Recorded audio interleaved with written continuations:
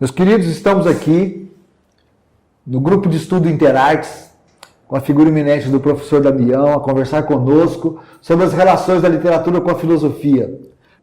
O Damião é uma verdadeira coluna para nós, uma fonte de inspiração nesses dias taciturnos que nós estamos passando.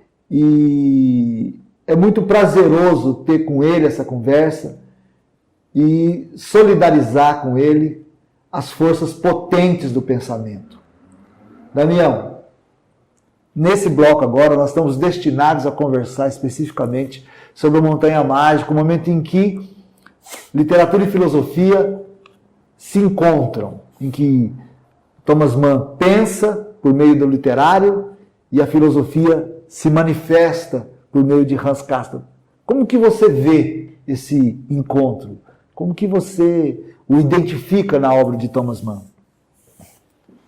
Então, o Thomas Mann falava de Montanha Mágica como sendo a sua principal obra, né? Ele, inclusive, dizia que não era uma obra fácil, e não é mesmo, né? Exatamente porque ela tem esse conteúdo, vamos dizer assim, especulativo, filosófico, bastante pronunciado, né?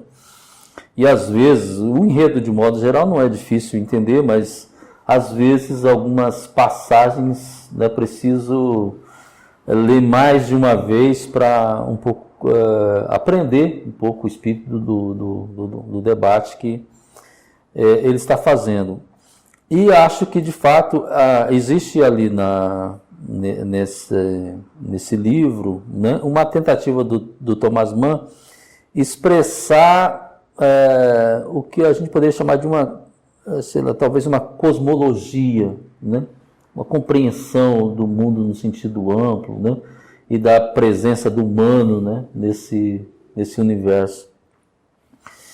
E daí, então, que as reflexões, né, filosóficas estão muito presentes o tempo inteiro. Então, o enredo da história é a história de um rapaz, de um jovem, né, que está para se formar, ele está no último período, né, de engenharia naval. Então ele é de uma família burguesa de Hamburgo, né? E que, como uma espécie de férias, de descanso, né, antes de encerrar a universidade e assumir junto à família e às empresas da família o seu lugar, para o qual a vida inteira ele foi formado, né, como burguês e como engenheiro, como um homem, então, jovem absolutamente prático. Sim. Né? Da existência mais cotidiana e definida a partir de todos os instrumentos, estruturas, objetos que existem. Né? Ele recebe a incumbência por parte do tio dele, que era, então, o responsável pelas empresas, né? E responsável, inclusive, por ele, para visitar um primo, filho desse tio, que estava em Davos, né? Ele estava em Davos, que é um lugar, né, tradicionalmente de tratamentos de tuberculose, né? Inclusive o Thomas Mann tem, vamos dizer assim, um insight dessa história, porque a mulher dele, né, em 1912, 1913, fica internada, né, em Davos, e ele vai visitar ela durante esse período. Então, o Hans recebe essa incumbência e ele se dirige, então, de Hamburgo para Davos para fazer uma visita ao primo, uma visita que deveria durar no máximo 3 semanas, né? Para visitar o primo e conhecer toda a região, que é uma região turística também. Mas, à medida que ele vai se deslocando no espaço, que ele sai do nível do mar, né, em direção à montanha, né? No processo já do deslocamento, ele começa a perceber certo comportamento, certos pensamentos que não são próprios dele, né? ele às vezes acha graça de uma coisa que jamais ele acharia graça, né? Começa a ter tiques, né? Ou a sorrir de modo que não é próprio de um rapaz burguês, né? Isso, quanto mais ele se afasta, mais os pensamentos dele começam, né, a aparecer estranho. E quando ele chega na... Nós poderíamos dizer que o corpo dele está contracenando com a cultura, uma coisa assim? Assim, dá para dizer que o corpo dele está manifestando e que a cultura dele já não está controlando, já não está dando conta de controlar. Quer dizer, nesse deslocamento que ele sai do lugar próprio, e já no deslocamento o corpo dele fala mais alto. Sim. Né? E quando ele chega já em Davos, ele começa a ter uns sintomas que parecem ser meio febril, os olhos ardendo, parece que o nariz querendo escorrer. E ele já começa a se relacionar, aí não é só mais na interioridade, ele começa a se relacionar com o primo, o que é que está acontecendo com Hans, né? Isso vai, quer dizer, com o passar dos dias, isso vai se ampliando, né, cada vez mais, né? E desde o início o médico diretor do hospital, chamado Berghoff, o hospital chamado Berghoff, já olha para ele e fala: você é um rapaz doentio da vida, né? Indicando que ele está doente. Ele: jamais, que doente, não estou doente, né? Com o passar dos dias, né, percebe-se que de fato ele está doente, ele acaba indo fazer uma medição de temperatura e de fato febril, né? Mais adiante vai se descobrir uma manchinha esquerda no pulmão dele. E as 3 semanas que era para ficar no sanatório acaba virando 7 anos. Ele fica 7 anos e ao final das contas a gente não sabe se de fato ele está doente fisicamente ou era uma doença do espírito, né? No sentido de que ele encontra ali uma certa... aquele movimento, aquele deslocamento provocou nele exatamente aquela instabilidade, né, que a gente conversava no bloco anterior. Nessa condição de instabilidade, de enfermidade, é como que se ele encontrasse uma licença, uma certa disposição para então deixar de ser burguês, né? Para pensar coisas que ele nunca tinha pensado na vida. Então ele começa a pensar. Ele lê algumas revistas, né, começa a fazer pesquisa e começa a pensar sobre tudo, né? Aí então ele pensa sobre o tempo, sobre o que é infinito, sobre o tempo histórico, sobre o tempo psicológico, né? As diferenças, se tem sentido a gente pensar na eternidade, numa existência para além da eternidade, para além da finitude. Ele pensa sobre o que é a vida, como a gente discutiu anteriormente, o significado da vida, como é que a vida nasceu, o que é a morte, qual a relação entre a vida e a morte, o significado do amor, os tipos de amor, seria amizade algum tipo de amor maior, e assim vai, né, pensando sobre todas as questões, né, que seriam pertinentes, vamos dizer, uma compreensão cosmológica, né? Que assim, aparentemente só nasce ali. Pelo que eu entendi, o Hans, quando no nível do mar, é uma pessoa apática em relação a essas questões, ou mesmo outras quaisquer. O Thomas Mann, em várias passagens, faz a gente entender que o Hans, desde criança, tinha uma certa disposição para querer conhecer coisas que estão para além do prosaico. Como, por exemplo, o significado da morte. É como que se estava já ali inato nele certas predisposições para além da racionalidade instrumental burguesa que está posta para a formação dele e para a família Mas dele. é de se presumir que se ele mantivesse em Berlim, ele ficaria apático. Sim. Né? A sucessão de perdas teria deixado ele meio invernizado com a vida. Exatamente. Quer dizer, a impressão é que inclusive, essa certa condição cria nele certa licenciosidade para pensar ou se comportar de maneira que não seja não previsível, adequada à regra geral, né?